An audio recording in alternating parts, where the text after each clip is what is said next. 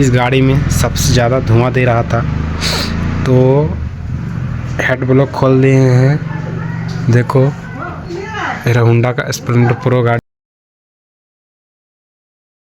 Radhe Radhe, good morning friends, welcome to my new blog Rahul India blogs. आप लोग कैसे हैं? अच्छे सब मस्त होंगे। तो हम आ गए पीपल चौक मधुकरपुर ग्रेस। तो मैं स्प्लेंडर प्लस BS6 बाइक का बैक लाइट बल्ब लगाए हैं, तो मैं आज उसका वीडियो दिखाऊंगा। और हम इंडिकेटर लगाना है, तो वीडियो पर बने रहें।